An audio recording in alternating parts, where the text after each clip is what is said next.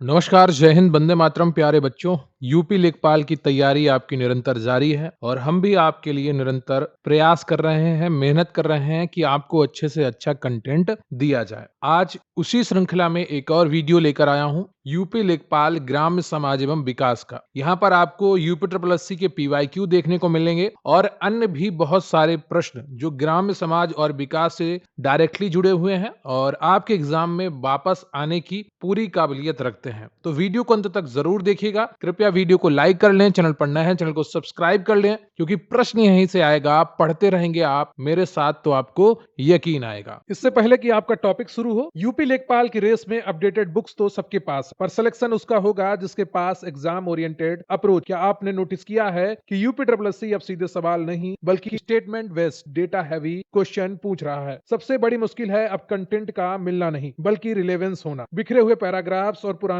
Format में नए schemes का डेटा याद रखना नामुमकिन। यही वजह है कि मेहनत के बाद भी एग्जाम हॉल में कंफ्यूजन होता है। इसीलिए अग्रवाल एग्जाम कार्ड ने इस स्टडी बुक को सिर्फ अपडेट नहीं किया है बल्कि री इंजीनियर किया है। इसका पिन पॉइंट कंटेंट और बुलेट टेबल फॉर्मेट खास तौर पर उन स्कीम्स और डेटा को टारगेट करता है जो यूपी ट्रिपल एससी के नए ट्रेंड में हाई यील्डिंग। यह आपके दिमाग में एक मैप बनाती है जिससे रिवीजन की स्पीड दुगनी हो जाती है और कॉन्सेप्ट क्रिस्टल क्लियर रहते हैं। लेकिन असली खेल है प्रेशर हैंडल करना। अग्रवाल एग्जाम कार्ड के 15 प्रैक्टिस सेट्स आपको रियल ओएमआर सीट के साथ मिलते हैं। साथ ही वही एनवायरनमेंट देते हैं जहां आपकी सिली मिस्टेक्स फिल्टर होती हैं। इन्हें सॉल्व करके आपको अपनी वीक लिंक का पता चलता है और स्पीड में एक नेचुरल सुधार आता है। जब कंटेंट पिन पॉइंट हो और प्रैक्टिस रियल हो तभी सिलेक्शन कंफर्म होता है। अग्रवाल एग्जाम कार्ड सही चुनेंगे तभी तो सिलेक्शन पाएंगे। रही बात इनकी किताब, तो आपको डिस्क्रिप्शन बॉक्स में लिंक मिल जाएगा या नजदीकी बुक स्टॉल से भी आप ये किताब परचेज कर सकते। प्रश्न है आपका कि पूसा रूबी किसकी उन्नत किस्म है? बैगन की, टमाटर की,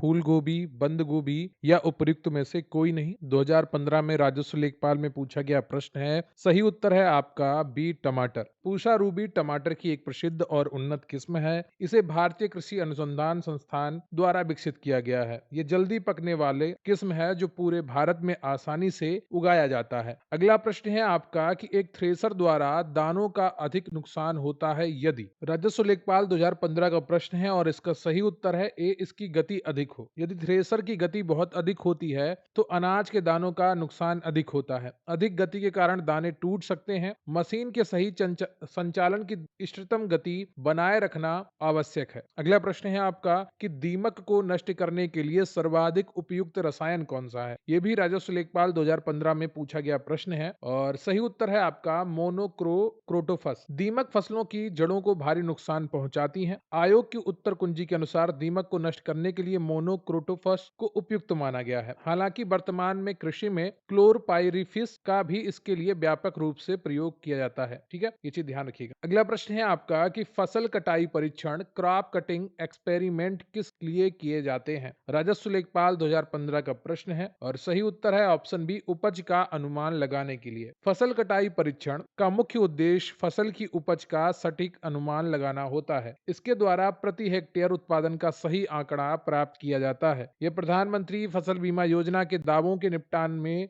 आधार प्रदान करता है। अगला प्रश्न है आपका कि आंवले का सर्वाधिक उत्पादन कहां होता है? राजस्व लेखपाल 2015 में पूछा गया प्रश्न है और सभी आप इससे परिचित होंगे। ऑप्शन डी हो जाएगा, प्रतापगढ़। उत्तर प्रदेश में आंवला का सर्वाधिक उत्पादन प्रतापगढ़ जिले में होता है। यहाँ की जलवायु और मिट्टी आंवले की खेती के लिए अत्यंत अनुकूल है। आंवला विटामिन सी का एक बहुत ही समृद्ध स्रोत है। अगला प्रश्न है आपका कि स्वदेशी हल है जुताई का एक द्वितीयक उदाहरण उपकरण, नम धरती का एक कुदाल एक बहुउद्देशीय उपकरण, जुताई का एक प्राथमिक उपकरण। राजस्व लेखपाल 2015 का प्रश्न है और सही उत्तर है ऑप्शन डी, जुताई का एक प्राथमिक उपकरण है कौन? स्वदेशी हल। स्वदेशी हल जुताई का एक प्राथमिक उपकरण है। इसका उपयोग खेत की प्रारंभिक जुताई करने, मिट्टी को भुरभुरा बनाने और खरपतवार को नष्ट करने के लिए किया जाता है। यह भारतीय कृषि का एक पारंपरिक और महत्वपूर्ण उपकरण। अगला प्रश्न है आपका कि ईख की अधसाली किस्म की फसल अवधि क्या है? राजस्व लेखपाल 2015 का प्रश्न है। सही उत्तर है आपका 18। ईख यानी कि गन्ना यानी कि शुगर केन की अधसाली किस्म की फसल अवधि लगभग 18 माह होती है। इसकी बुवाई मुख्यतः जुलाई अगस्त के महीने में की जाती है। यह किस्म महाराष्ट्र, दक्षिण भारत के क्षेत्रों में अधिक उगाई जाती है जहां उत्पादन अधिक मिलता है। अगला प्रश्न है आपका कि भारत में लगभग 90% सिंचाई क्षेत्र किसके अंतर्गत है?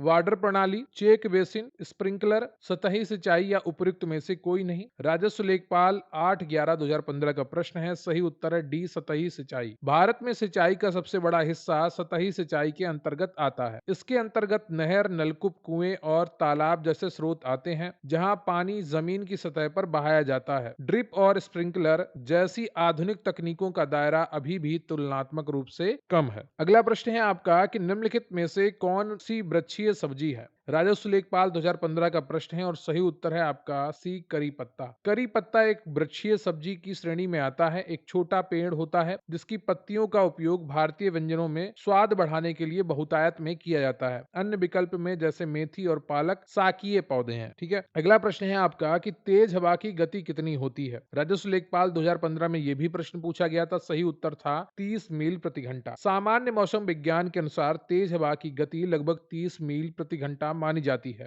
ब्यूफोर्ट स्केल पर इस श्रेणी 6 के अंतर्गत रखा गया है। इस गति पर हवाओं से पेड़ों की शाखाएं हिलने लगती हैं। अगला प्रश्न है आपका कि हरित क्रांति का लाभकारी वरदान किन विशेष फसलों के लिए है? यह भी राजस्व लेखपाल 2015 में पूछा गया। सही उत्तर है आपका सी ऑप्शन, गेहूं और चावल। इसकी शुरुआत जो हरित क्रांति की हुई थी वो 1960 के दशक में हुई थी। उच्च उपज वाले बीजों का प्रयोग किया गया था जिन्हें HYV हाई यील्डिंग के प्रयोग से हुई। MS स्वामीनाथन को भारत में हरित क्रांति का जनक माना जाता है। अगला प्रश्न है आपका कि अधिया और बटाई शब्दों का प्रयोग किस अभिप्राय से किया जाता है? यह भी राजस्व लेखपाल 2015 का प्रश्न है और सही उत्तर है बी और सी, यानी कि फसल की साझेदारी और कृषि कार्य बैठक। उत्तर प्रदेश के ग्रामीण क्षेत्रों में अधिया और बटाई शब्दों का प्रयोग मुख्य रूप से फसल की साझेदारी के लिए होता है। स्थानीय संदर्भों में इन शब्दों को ग्रामीण बैठकों या कृषि कार्य की चर्चा के रूप में भी संदर्भित किया गया है। अतः विकल्प डी सही है। अधिया का अर्थ है उपज का आधा आधा हिस्सा बांट।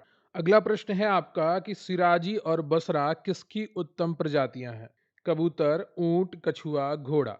राजस्व लेखपाल में यह भी प्रश्न पूछा गया था। सही उत्तर है आपका ए, कबूतर। सिराजी और बसरा कबूतर की उत्तम प्रसिद्ध प्रजातियां हैं। इन्हें विशेष रूप से इनकी सुंदरता और उड़ान क्षमता के लिए पाला जाता है। भारत में पक्षी पालन के शौकीनों के बीच इनकी काफी मांग रहती है। अगला प्रश्न है आपका कि भारत में सर्वाधिक और सबसे महत्वपूर्ण मिट्टी समूह कौन सा है? राजस्व लेखपाल 2015 का प्रश्न है और सही उत्तर है आपका ए, जलोढ़ मिट्टी।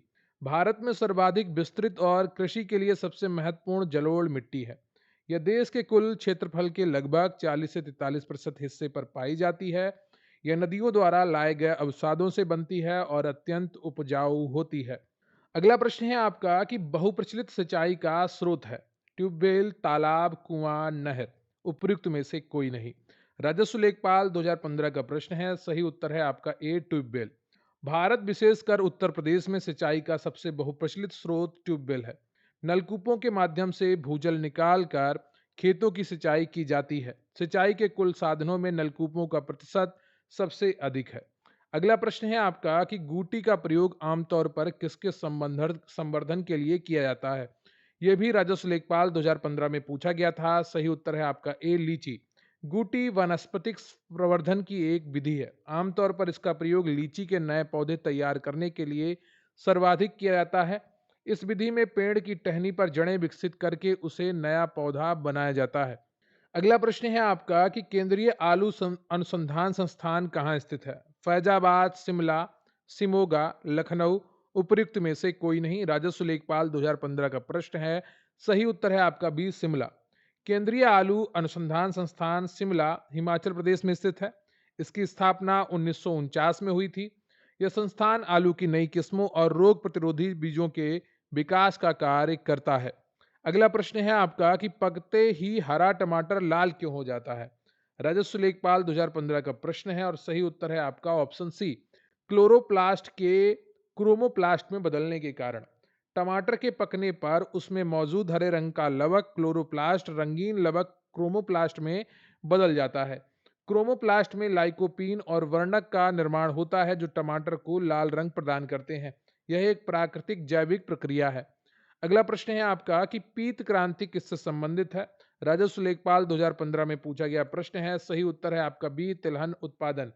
पीत क्रांति या पीली क्रांति का संबंध तिलहन उत्पादन से है। इसका उद्देश्य देश के खाद्य तेलों के क्षेत्र में आत्मनिर्भर बनाना था। सरसों, मूंगफली और सोयाबीन इसके प्रमुख अंग हैं। सैम पित्रोदा को इसका जनक माना जाता है।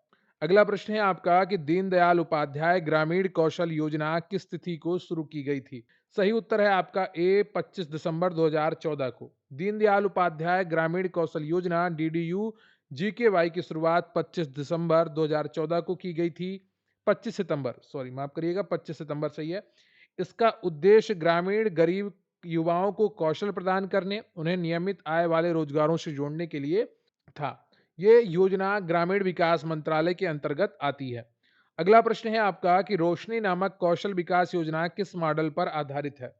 सही उत्तर है आपका बी, हिमायत परियोजना मॉडल। रोशनी योजना मुख्य रूप से वामपंथी उग्रवाद प्रभावित जिलों में युवाओं के कौशल विकास के लिए चलाई गई थी। यह जम्मू कश्मीर में चलाई गई हिमायत परियोजना मॉडल पर आधारित थी। इसमें युवाओं को प्रशिक्षण और रोजगार प्रदान किया जाता है। अगला प्रश्न है आपका कि स्वच्छ भारत मिशन का शुभारंभ किस महापुरुष के जन्म दिवस पर किया गया था? सही उत्तर है आपका ऑप्शन ए, महात्मा गांधी। स्वच्छ भारत मिशन का शुभारंभ 2 अक्टूबर 2014 को किया गया था। यह दिन राष्ट्रपिता महात्मा गांधी की जयंती के रूप में मनाया जाता है। इसका मुख्य उद्देश्य देश को खुले में शौच मुक्त बनाना था। अगला प्रश्न है आपका कि सांसद आदर्श ग्राम योजना की शुरुआत किसके द्वारा की गई थी? अमित शाह, प्रणब मुखर्जी, राजनाथ सिंह, नरेंद्र मोदी या उपर्युक्त में से कोई नहीं? सही उत्तर है आपका डी, नरेंद्र मोदी। सांसद आदर्श ग्राम योजना SAGY की शुरुआत प्रधानमंत्री नरेंद्र मोदी द्वारा 11 अक्टूबर 2014 को की गई। यह जयप्रकाश नारायण की जयंती के अवसर पर शुरू की गई थी। इस योजना के तहत प्रत्येक सांसद को एक गांव गोद लेकर उसका समग्र विकास करना होता है। अगला प्रश्न है आपका कि विरासत विकास और संवर्धन योजना को कब शुरू किया गया था? 21 जनवरी 2015, 21 जनवरी 2016, 21 जनवरी 2017, 21 जनवरी 2018? सही उत्तर है आपका ए, 21 जनवरी 2015। हृदय योजना 21 जनवरी 2015 को शुरू की गई थी। इसका उद्देश्य देश के समृद्ध सांस्कृतिक विरासत वाले शहरों का संरक्षण और विकास करना है। इसे आवास और शहरी मामलों के मंत्रालय द्वारा संचालित किया जाता है। प्रश्न है आपका कि महात्मा गांधी राष्ट्रीय ग्रामीण रोजगार गारंटी योजना में महिलाओं की भागीदारी कितनी है? सही उत्तर है इसका डी, 50%। मनरेगा अधिनियम के अनुसार कम से कम 33%, एक तिहाई लाभार्थी महिलाएं होनी चाहिए। हालांकि व्यवहारिक तौर पर और विभिन्न रिपोर्ट्स के अनुसार योजना में महिलाओं की वास्तविक भागीदारी लगभग 50% या उससे अधिक दर्ज की जाती है। यह महिला सशक्तिकरण में महत्वपूर्ण भूमिका निभाता है। एक तो ये आप महिला सशक्तिकरण का नाम दे सकते हैं। दूसरा, इसमें आप एक भ्रष्टाचार भी कारण होता है। महिलाएं घर में होती हैं, उनका आराम से डिटेल लिख यहाँ पर उनकी उपस्थिति दिखाई जाती है और पैसा बनाया जाता है। अगला है कि मनरेगा योजना में केंद्र सरकार के वित्त पोषण का कितना हिस्सा है? सही उत्तर है आपका यहाँ पर बी, 90%। मनरेगा योजना में सामग्री लागत केंद्र और राज्यों के बीच 75:25 के अनुपात में वहन की जाती है, लेकिन रोजगार के लिए कुछ अकुशल मजदूरी का 100% केंद्र सरकार द्वारा दिया जाता है। समग्र वित्त पोषण में केंद्र सरकार का हिस्सा लगभग 90% होता है। अगला प्रश्न है आपका कि मनरेगा योजना का शुभारंभ कब हुआ था? सही उत्तर है आपका 2 फरवरी 2006 को। नरेगा योजना का शुभारंभ 2 फरवरी 2006 को आंध्र प्रदेश के अनंतपुर जिले में किया गया था। 2 अक्टूबर 2009 को इसका नाम बदलकर मनरेगा कर दिया गया। यह 100 दिनों के रोजगार की कानून की गारंटी प्रदान करता था। अब इसके स्थान पर रामजी योजना आ गई है। अगला प्रश्न है आपका, राष्ट्रीय ग्रामीण आजीविका मिशन के तहत प्रारंभ में कितने मिलने वाले ऋण पर ब्याज की दर कितनी होती है? राष्ट्रीय ग्रामीण आजीविका मिशन के तहत प्रारंभ में मिलने वाले ऋण पर ब्याज की दर कितनी होती है? सही उत्तर है आपका सी, 7%। राष्ट्रीय ग्रामीण आजीविका मिशन के तहत स्वयं सहायता समूहों को बैंकों से ऋण प्रदान किया जाता है। प्रारंभिक तौर पर 3 लाख रुपए तक के ऋण पर 7% वार्षिक ब्याज दर लागू होती है। समय पर ऋण चुकाने पर अतिरिक्त सब्सिडी भी दी जाती है। अगला प्रश्न है आपका कि प्रधानमंत्री ग्राम सड़क योजना को कब प्रारंभ किया गया? सही उत्तर है आपका यहाँ पर बी, 25 दिसंबर 2000। प्रधानमंत्री ग्राम सड़क योजना PMGSY की शुरुआत 25 दिसंबर 2000 को हुई थी। इसे पूर्व प्रधानमंत्री अटल बिहारी वाजपेयी के जन्मदिवस सुशासन दिवस के अवसर पर शुरू किया गया था। इसका उद्देश्य असंबद्ध ग्रामीण बस्तियों को हर मौसम के अनुकूल सड़कों से जोड़ना है। अगला प्रश्न है आपका कि प्रधानमंत्री ग्राम सड़क योजना में केंद्र व राज्य सरकार के खर्च का अनुपात कितना है? सही उत्तर है आपका 60-40। प्रारंभ में यह योजना 100% केंद्र प्रायोजित थी। वर्तमान में 14वें वित्त आयोग की सिफारिशों के बाद मैदानी राज्यों के लिए वित्त पोषण का अनुपात 60-40 कर दिया गया। पूर्वोत्तर और पहाड़ी राज्यों के लिए अनुपात 90:10 है। अगला प्रश्न है आपका कि सर्व शिक्षा अभियान के अंतर्गत केंद्र व राज्य सरकार के खर्च का अनुपात कितना था? सही उत्तर है आपका 60:40। सर्व शिक्षा अभियान के कार्यान्वयन के लिए केंद्र और राज्य सरकारों के बीच वित्तीय भागीदारी होती है। मौजूदा समय में यह अनुपात 60:40 निर्धारित किया गया है, लेकिन पूर्वोत्तर राज्यों के लिए 90:10 का अनुपात है। अगला प्रश्न है आपका कि प्रधानमंत्री ग्राम सड़क योजना किस मंत्रालय द्वारा प्रारंभ की गई थी? सही उत्तर है आपका बी, ग्रामीण विकास मंत्रालय द्वारा। प्रधानमंत्री ग्राम सड़क योजना भारत सरकार के ग्रामीण विकास मंत्रालय की एक प्रमुख योजना है। यह योजना ग्रामीण अवसंरचना को सशक्त बनाने पर केंद्रित है। अगला प्रश्न है आपका कि स्वरोजगार के लिए ग्रामीण युवाओं हेतु प्रशिक्षण नामक कार्यक्रम को प्रारंभ किया गया। 15 अगस्त 1979, 23 जनवरी 1979, 2 अक्टूबर 1978 या 26 जनवरी 1975। सही उत्तर है आपका 15 अगस्त 1979। ट्राइसेम योजना 15 अगस्त 1979 को शुरू की गई थी। इसका मुख्य उद्देश्य 18 से 35 वर्ष के ग्रामीण युवाओं को तकनीकी कौशल प्रदान करना था। बाद में इसे स्वर्ण जयंती ग्राम स्वरोजगार योजना में बदल दिया गया। ट्राइसेम का फुल फॉर्म भी याद रखिएगा, training of rural youth for self employment. अगला प्रश्न है आपका कि अंत्योदय अन्न योजना का प्रारंभ किस प्रधानमंत्री द्वारा किया गया? इंदिरा गांधी, चौधरी चरण सिंह, मोरारजी देसाई, अटल बिहारी वाजपेयी, उपयुक्त में से कोई नहीं। सही उत्तर है आपका ऑप्शन डी, अटल बिहारी वाजपेयी। अंत्योदय अन्न योजना एएवाई 25 दिसंबर 2000 को तत्कालीन प्रधानमंत्री अटल बिहारी वाजपेयी द्वारा शुरू की गई थी। इसका उद्देश्य लक्षित सार्वजनिक वितरण प्रणाली के तहत सबसे गरीब परिवारों को रियायती दर पर खाद्यान्न उपलब्ध कराना है। अगला प्रश्न है आपका कि राष्ट्रीय ग्रामीण स्वास्थ्य मिशन को पारित किया गया। 12 अप्रैल 2004 को, 12 जनवरी 2004 या 12 मार्च 2005 या 12 अप्रैल 2005। सही उत्तर है आपका ऑप्शन डी, 12 अप्रैल 2005 को। राष्ट्रीय ग्रामीण स्वास्थ्य मिशन एनआरएचएम की शुरुआत 12 अप्रैल 2005 को की गई थी। इसका मुख्य उद्देश्य ग्रामीण क्षेत्रों में सुलभ, वहनीय और गुणवत्तापूर्ण स्वास्थ्य देखभाल सुविधाएं प्रदान करना है। बाद में इसे राष्ट्रीय स्वास्थ्य मिशन का हिस्सा बना दिया गया। अगला प्रश्न है आपका कि आम आदमी बीमा योजना को कब प्रारंभ किया गया? 12 अक्टूबर 2005, 23 जनवरी 2005 या 2 अक्टूबर 2007 या 2 अक्टूबर 2009। सही उत्तर है आपका 2 अक्टूबर 2007। आम आदमी बीमा योजना 2 अक्टूबर 2007 को शुरू की गई थी। एक सामाजिक सुरक्षा योजना है। यह योजना भूमिहीन ग्रामीण परिवारों को जीवन बीमा कवर प्रदान करने के लिए बनाई गई थी। अगला प्रश्न है आपका कि आम आदमी बीमा योजना के लिए व्यक्ति की अधिकतम आयु कितनी होनी चाहिए? सही उत्तर है आपका डी, 59 वर्ष। आम आदमी बीमा योजना का लाभ उठाने के लिए आवेदक की आयु सीमा 18 वर्ष से 59 वर्ष के बीच होनी चाहिए। यह योजना गरीब परिवारों के मुखिया या कमाऊ सदस्य को सुरक्षा प्रदान करती है। अगला प्रश्न है आपका कि कुटीर ज्योति कार्यक्रम को कब प्रारंभ किया गया था? सही उत्तर है आपका 1988-89 में। कुटीर ज्योति कार्यक्रम वर्ष 88-89 में शुरू हुआ था। इसका मुख्य उद्देश्य गरीबी रेखा से नीचे बीपीएल परिवार रहने वाले ग्रामीण परिवारों को एक बिंदु बिजली कनेक्शन प्रदान करना था, सिंगल पॉइंट इलेक्ट्रिक कनेक्शन। अगला प्रश्न है आपका कि सर्व शिक्षा अभियान के अंतर्गत लाभान्वित बच्चों की आयु सीमा कितनी है? सही उत्तर है आपका सी, 6 से 14 वर्ष। सर्व शिक्षा अभियान एसएसए का मुख्य उद्देश्य 6 से 14 वर्ष के आयु वर्गों के सभी बच्चों को प्रारंभिक शिक्षा प्रदान करना है। यह भारतीय संविधान के अनुच्छेद 21(a) के तहत शिक्षा के अधिकार को लागू करने का एक प्रमुख साधन है। अगला प्रश्न है आपका कि वित्त मंत्रालय के तहत प्रधानमंत्री गरीब कल्याण योजना कब लागू की गई थी? सही उत्तर है आपका यहाँ पर सी, 17 दिसंबर 2016 को। प्रधानमंत्री गरीब कल्याण योजना पीएमजेकेवाई को मुख्य रूप से 17 दिसंबर 2016 को लागू किया गया था। यह शुरुआत में विमुद्रीकरण के बाद अघोषित आय घोषित करने की योजना के रूप में आई थी। कोविड-19 महामारी के दौरान इसे राहत पैकेज के रूप में विस्तृत किया गया। अगला प्रश्न है आपका कि प्रधानमंत्री गरीब कल्याण पैकेज के निम्नलिखित में से कौन से लाभ शामिल हैं? सही उत्तर है आपका ए और सी दोनों। 50 लाख बीमा कवर, और प्रधानमंत्री गरीब कल्याण योजना के तहत अगले 3 महीनों के लिए मुफ्त दालें। कोरोना काल में घोषित गरीब कल्याण पैकेज में स्वास्थ्य कर्मियों के लिए 50 लाख रुपए तक का बीमा कवर दिया गया था। इसके साथ ही गरीबों के लिए मुफ्त खाद्यान्न की व्यवस्था भी की गई थी।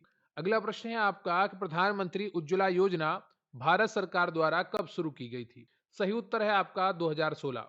यूपी के बलिया से शुरू की गई थी 1 मई 2016 को। इसका उद्देश्य बीपीएल परिवारों को, महिलाओं को मुफ्त एलपीजी कनेक्शन प्रदान करना है। यह धुआं मुक्त ग्रामीण भारत का निर्माण करने में सहायक है। अगला प्रश्न है आपका कि आरोग्य सेतु ऐप के बारे में निम्नलिखित में से कौन सा कथन सही है? सही उत्तर है आपका डी, उपरोक्त सभी सही है। यह संक्रमण को ट्रैक करने के लिए स्मार्टफोन के जीपीएस और ब्लूटूथ सुविधाओं का उपयोग करता है। आरोग्य सेतु एक कोविड-19 ट्रैकिंग ऐप है। सरकार ने 11 विभिन्न भाषाओं में इसको लॉन्च किया था। अब उतना पेपर में आने के लिए महत्वपूर्ण नहीं है, मुझे नहीं लगता कि ये अब पूछा जाएगा, फिर भी एक बार आप रिवाइज करके जाइएगा। 11 भाषाओं में ये उपलब्ध कराया गया था। अगला प्रश्न है आपका कि भारत सरकार द्वारा प्रधानमंत्री जन धन योजना कब शुरू की गई? सही उत्तर है आपका बी, 28 अगस्त 2014। प्रधानमंत्री जन धन योजना की आधिकारिक शुरुआत 28 अगस्त 2014 को हुई थी। इसका मुख्य उद्देश्य देश में वित्तीय समावेशन को बढ़ावा देना था। इसके तहत जीरो बैलेंस खाते खोले गए थे। अगला प्रश्न है आपका कि प्रधानमंत्री जन धन योजना निम्नलिखित में से किस वित्तीय सेवा तक पहुंच प्रदान करती है? सही उत्तर है आपका पेंशन, क्रेडिट, बैंक बचत और जमा खाते। अगला प्रश्न है आपका कि मौजूदा प्रधानमंत्री किसान योजना के तहत भारत सरकार ने किसानों को लॉकडाउन के दौरान कितने रुपए देने की घोषणा की थी? सही उत्तर है आपका डी, 2000। पीएम किसान सम्मान निधि के तहत लॉकडाउन के दौरान किसानों को 2000 रुपए की किस्त तुरंत जारी करने की घोषणा की गई थी। यह योजना किसानों को प्रतिवर्ष 6000 रुपए की आय सहायता प्रदान करती है। अगला प्रश्न है आपका कि प्रधानमंत्री गरीब कल्याण योजना के तहत किसका वेतन 20 रुपए बढ़ाया गया है? सही उत्तर है आपका मनरेगा मजदूर का। कोविड-19 राहत पैकेज के तहत मनरेगा मजदूरों की दैनिक मजदूरी में औसतन 20 रुपए की वृद्धि की गई थी। इसमें मजदूरों की आय 182 से बढ़कर लगभग 202 हो गई थी। इसका सीधा लाभ देश के करोड़ों अकुशल श्रमिकों को मिला था। अगला प्रश्न है आपका कि किस योजना ने महात्मा गांधी राष्ट्रीय ग्रामीण रोजगार गारंटी अधिनियम का स्थान लिया था? सही उत्तर है आपका विकसित भारत रोजगार और आजीविका की गारंटी मिशन ग्रामीण, BVG Ram ji. C option आपका सही है। अगला प्रश्न है आपका कि बैंकिंग सेवाओं में अधिक से अधिक लोगों को जोड़ने के लिए भारत सरकार द्वारा कौन सी योजना शुरू की गई है? सही उत्तर है आपका ऑप्शन ए, प्रधानमंत्री जन धन योजना। देश के सभी घरों को बैंकिंग सुविधाओं से जोड़ने के लिए प्रधानमंत्री जन धन योजना शुरू की गई, जिसका शॉर्ट फॉर्म है पीएमजेडीवाई। यह विश्व की सबसे बड़ी वित्तीय समावेशन पहलों में से एक है। अगला प्रश्न है आपका कि स्वच्छ भारत मिशन के बारे में कौन सा कथन सही नहीं है? सही उत्तर है आपका ऑप्शन ए, यह शहरी विकास मंत्रालय एवं ग्रामीण विकास मंत्रालय का संयुक्त कार्यक्रम है। ये गलत है। इसे 2 अक्टूबर 2014 को शुरू किया गया था, बिल्कुल सही है। इसका लक्ष्य देश का को लगभग 2019 तक स्वच्छ बनाना था। ठीक है, तो यहाँ पर आपका ए गलत है, क्योंकि स्वच्छ भारत मिशन ग्रामीण को जल शक्ति मंत्रालय, पेयजल और स्वच्छता विभाग द्वारा नियंत्रित किया जाता है, ना कि केवल ग्रामीण विकास मंत्रालय द्वारा। शहरी क्षेत्र का मिशन शहरी कार्य मंत्रालय देखता है। दोनों का प्रशासनिक नियंत्रण अलग अलग। अगला प्रश्न है आपका कि राष्ट्रीय ग्रामीण स्वास्थ्य मिशन का शुभारंभ कब हुआ था? सही उत्तर है आपका डी, 12 अप्रैल 2005 को। राष्ट्रीय ग्रामीण स्वास्थ्य मिशन एनआरएचएम का शुभारंभ तत्कालीन प्रधानमंत्री द्वारा 12 अप्रैल 2005 को हुआ था। इस मिशन का उद्देश्य ग्रामीण आबादी, विशेषकर कमजोर वर्गों को गुणवत्तापूर्ण स्वास्थ्य सेवाएं सुलभ कराना था। अगला प्रश्न है आपका कि भारत में सामुदायिक विकास कार्यक्रम कब आरंभ हुआ था? बहुत इंपॉर्टेंट है, हजारों बार एग्जाम में पूछा गया है। 2 अक्टूबर 1952 को। सामुदायिक विकास कार्यक्रम सीडीपी के जिसको कहते हैं, भारत का पहला प्रमुख ग्रामीण विकास कार्यक्रम था। इसकी शुरुआत 2 अक्टूबर 1952 को की गई थी। अगला प्रश्न है आपका कि स्वास्थ्य सेवाओं को जन जन तक पहुंचाने के लिए गांवों में किसे नियुक्त किया जाता है? हेल्थ गाइड, स्वास्थ्य कार्यकर्ता, चिकित्सक या ये सभी? सही उत्तर है आपका स्वास्थ्य कार्यकर्ता, जिसे हम आशा कहते हैं। ठीक है, आशा यानी कि एक्रीडिटेड सोशल हेल्थ एक्टिविटीज की नियुक्ति की जाती है। वे समुदाय और स्वास्थ्य केंद्रों के बीच की कड़ी का काम करते हैं। अगला प्रश्न है आपका कि राष्ट्रीय स्वास्थ्य एवं परिवार कल्याण संस्थान अवस्थित है, कहां पर है? यह पूछा गया है। सही उत्तर है आपका बी, नई दिल्ली। राष्ट्रीय स्वास्थ्य एवं परिवार कल्याण संस्थान नई दिल्ली में स्थित है। इसकी स्थापना 1970 में हुई थी। यह स्वास्थ्य और परिवार कल्याण के क्षेत्र में एक शीर्ष तकनीकी संस्थान है। अगला प्रश्न है आपका कि निम्न में से कौन सा राष्ट्रीय स्वास्थ्य नीति 2017 से संबंधित नहीं है? सही उत्तर है आपका डी। स्वास्थ्य क्षेत्र में अधिक से अधिक रोजगार उपलब्ध कराना ये नहीं है। स्वास्थ्य क्षेत्र में निवेश को बढ़ावा देना, आर्थिक सहयोग को बढ़ावा देना और तकनीकी को बढ़ावा देना, ये तीन राष्ट्रीय स्वास्थ्य नीति 2017 से संबंधित है। इसका मुख्य उद्देश्य निवारक और उपचारात्मक स्वास्थ्य देखभाल में सुधार करना है। अगला प्रश्न है आपका कि भारत के वर्तमान स्वास्थ्य एवं परिवार कल्याण मंत्री कौन है? वर्तमान में जेपी नड्डा है। ठीक है, ध्यान रखिएगा। और जो ऑप्शन में दिए गए हैं वो उनमें से कोई नहीं है और जेपी नड्डा है यहाँ पर। अगला प्रश्न है आपका कि भारत में पहली राष्ट्रीय स्वास्थ्य नीति कब बनाई गई थी? सही उत्तर है आपका बी 1983 में। भारत की पहली राष्ट्रीय स्वास्थ्य नीति 1983 में तैयार की गई थी।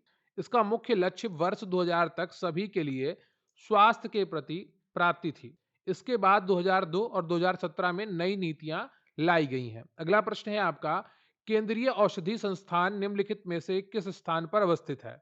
सही उत्तर है आपका ए लखनऊ। यह सीएसआईआर वैज्ञानिक तथा औद्योगिक अनुसंधान परिषद की एक प्रमुख प्रयोगशाला है। यहाँ नई दवाओं की खोज और विकास पर कार्य होता है।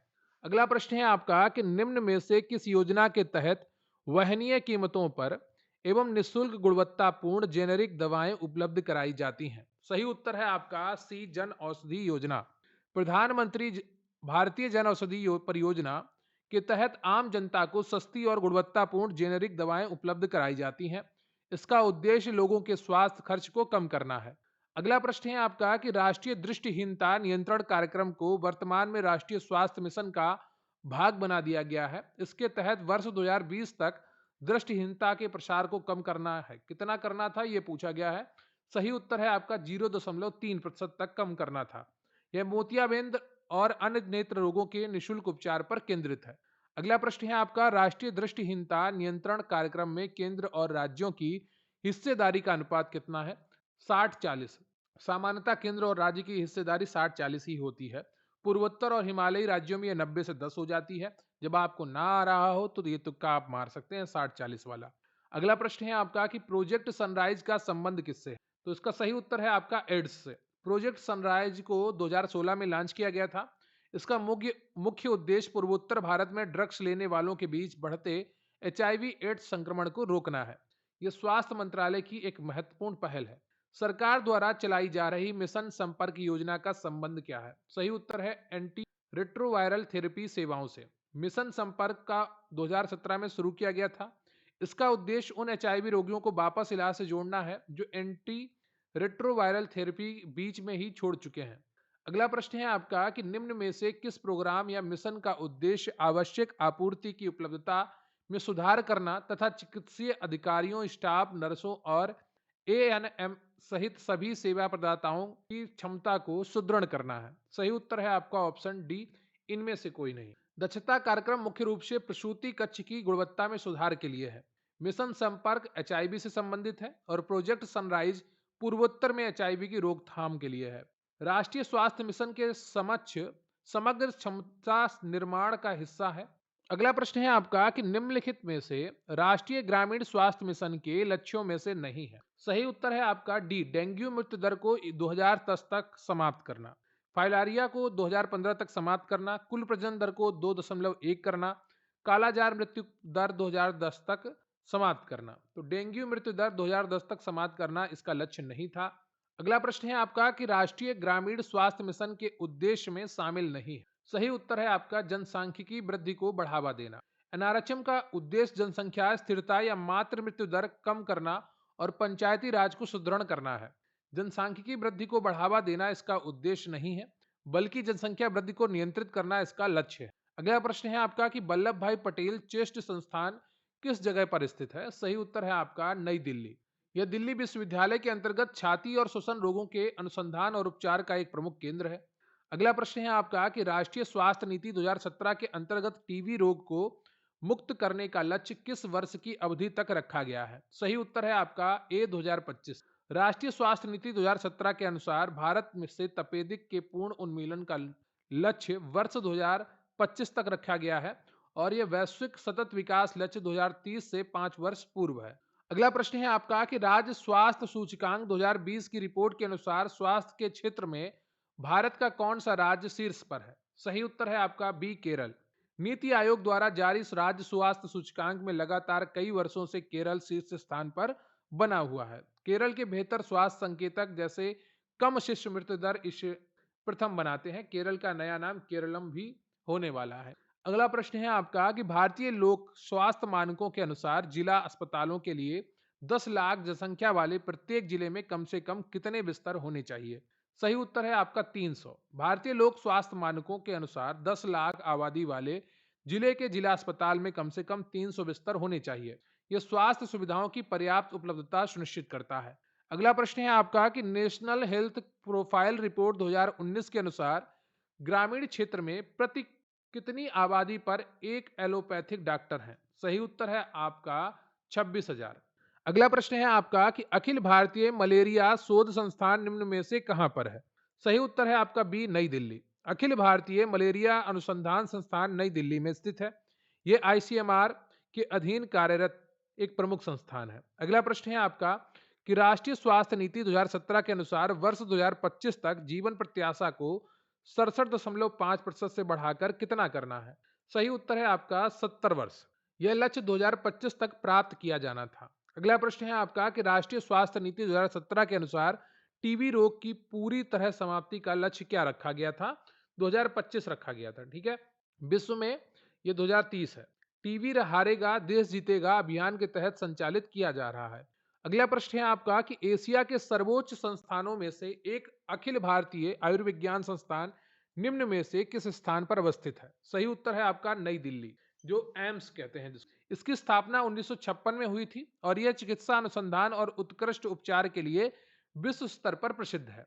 अगला प्रश्न है आपका कि राष्ट्रीय स्वास्थ्य नीति 2017 के अनुसार स्वास्थ्य के लिए किए जाने वाले खर्च को वर्ष 2025 तक कुल सकल घरेलू उत्पाद का कितना प्रतिशत तक करना था? 2.5%। यह सार्वजनिक स्वास्थ्य सेवाओं को मजबूत करने के लिए आवश्यक है। अगला प्रश्न है आपका कि राज्य स्वास्थ्य सूचकांक 2019 के अनुसार उत्तर प्रदेश कितने अंकों के साथ पिछड़े राज्यों में शामिल हुआ है? सही उत्तर है आपका 28.61%। ठीक है, 28.61 अंकों के साथ शामिल हुआ है और यह अंतिम पायदान पर रहा है।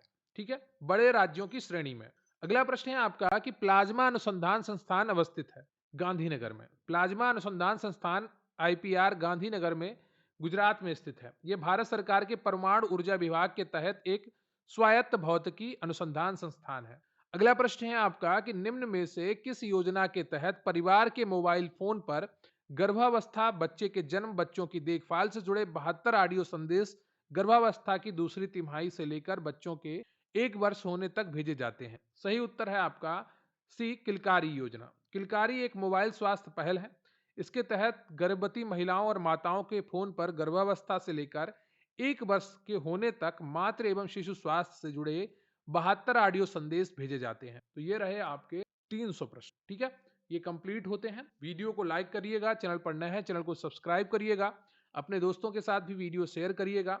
रही बात पीडीएफ की, तो आपको स्क्रीन पर एक व्हाट्सएप नंबर दिख रहा होगा, वहां पर आप व्हाट्सएप मैसेज करके या टेलीग्राम का लिंक मिल जाएगा आपको डिस्क्रिप्शन में, वहां पर मैसेज करके आप पीडीएफ प्राप्त कर सकते हैं। देखिए, तैयारी करते रहिए, बहुत सारे प्रश्नों को आपको पढ़ना पड़ेगा, पुराने भी नए भी। सारे प्रश्नों को जब आप लगातार निरंतर देखते रहेंगे, बार बार समझते रहेंगे, तो आपका पेपर बहुत ही आसानी से हल हो जाएगा। मिलते हैं फिर किसी अन्य वीडियो में, तब तक के लिए जय हिंद, जय भारत।